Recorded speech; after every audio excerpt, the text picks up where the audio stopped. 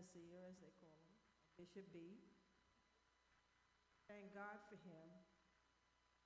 I know that just like every other couple, we've had our ups and downs, our hard times, but he's always been my best friend. Been together since, as the old folks say, I was still wet behind the ears. But he's always been my best friend, even when he's been mad at me.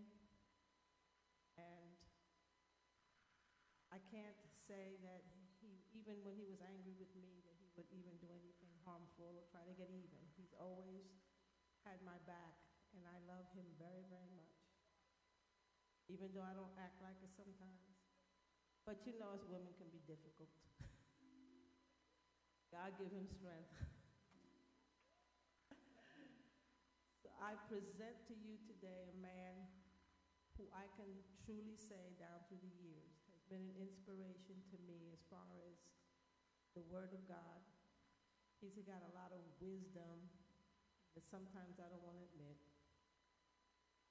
But he's been my supporter, and I hope that I've been a support to him. I thank God even for the trial that we're going through right now. God is our strength in it all. God said that he would be healed, and it came through prophets. So I have to believe that the word is true, because God cannot lie. And his word has to come back to him, fulfilling that which it went out to do. So I present to you a miracle of God to come before you. Pray his strength that he will be able to teach or preach what the Lord has given him. I know that after 50 years of preaching the word, he has really missed being able to get up here and preach to you, though he will talk from the seat. That's all right. Get the word out. So at this time I present to you my husband, Bishop, live and in color, Overseer Roy Barney Myself.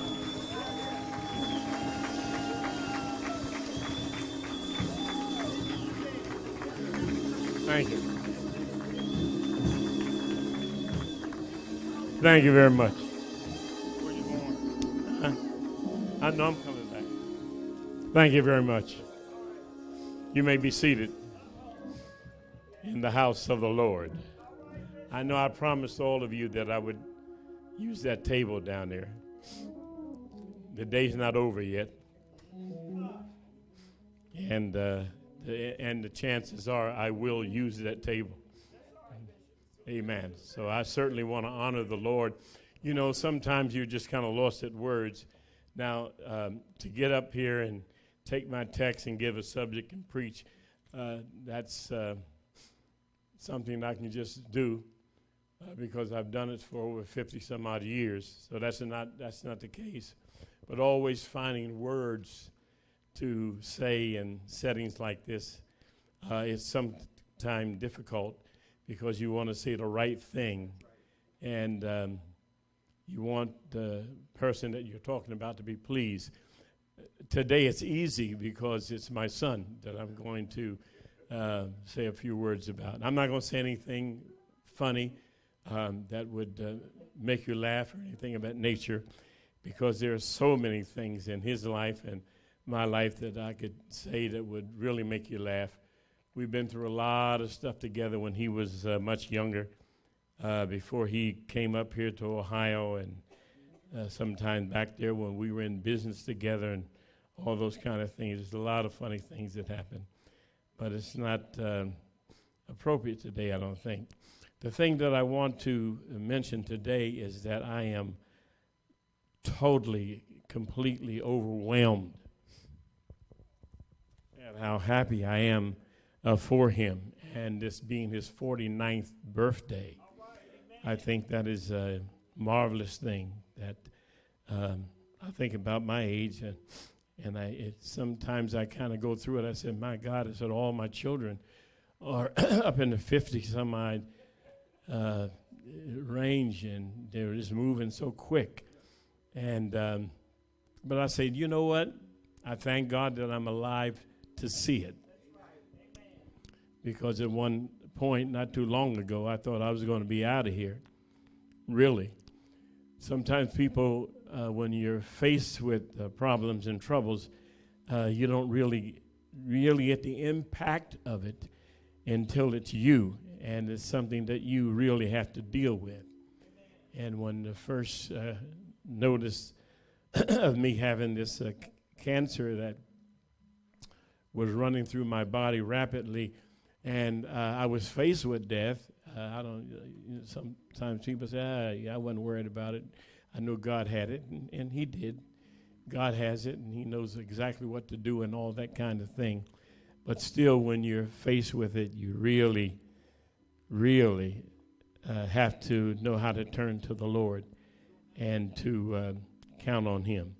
But I thank God for my son who's been there, and it's been a blessing for me to come to Ohio.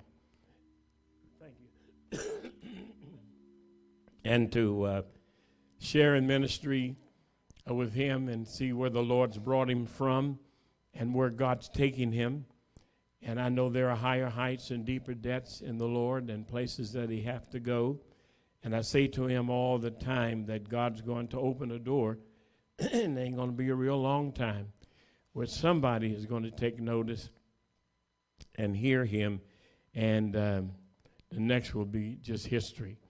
But I thank the Lord for his steadfastness in the Lord. I watch him and I listen to him, and I pray for him all the time, him and his wife, that he would always remember that it is the Lord that is the one that's going to help him and keep him. I wanted to read these verses from Isaiah 54:14 and 17. And I thought about him in this because he preached an incredible sermon on righteousness not too long ago.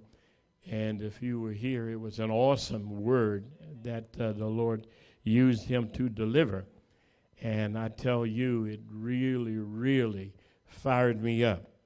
But it says here, in righteousness shalt thou be established. Thou shalt be far from oppression. For thou shalt not fear, and from terror, for it shall not come near thee. This is to him I'm talking. Behold, they shall surely gather together, but not by me.